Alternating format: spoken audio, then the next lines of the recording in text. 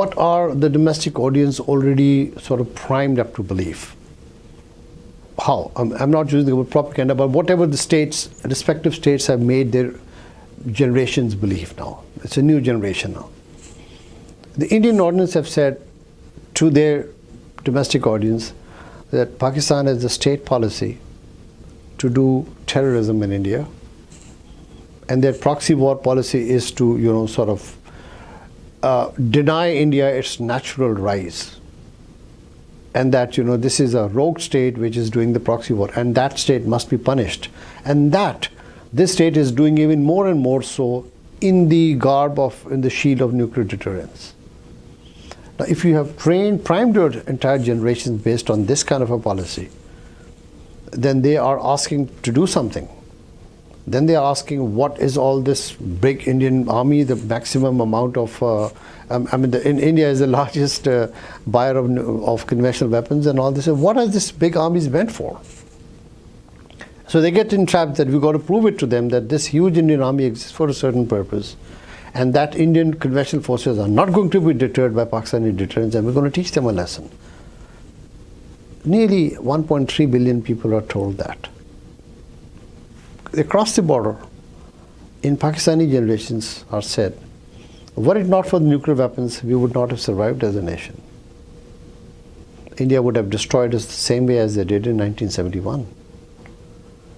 So nuclear weapon is at the core of our national deterrence policy, and anything that erodes nuclear deterrent capability of Pakistan actually erodes Pakistani national capability.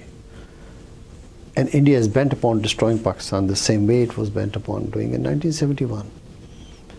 Secondly, they are told that whatever stability and whatever rise Pakistan has in terms of economic prosperity, India would not let that happen, because India wants Pakistan to really, kind of stay as a weak, fledgling state, barely surviving.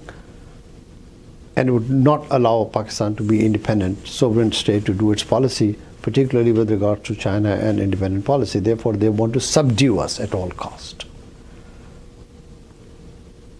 That is the narrative that follows. And that they are about, and the whole generation for years have been told that they are against Muslims, and Kashmir is the Muslim state, and that's a prime example as to what they do to suppress the Kashmiri Muslims is exactly what they're going to do to the rest of the world. So India is surrounding us, India is doing this, India is doing exactly everything that Indian generation are told by the Indian government. The Pakistani generation are told the same thing. They're doing terrorism, they're doing this. So now you have two domestic audiences who are essentially primed, to defeat the other's larger aim and objective.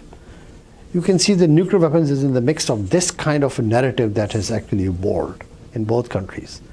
How difficult it is to really have a sort of a deterrence architecture that makes it stable when the domestic expectation is risen to that level. And then there's no debate about serious restraint, there's no debate about sobriety about that, because talking about that is somebody else's agenda.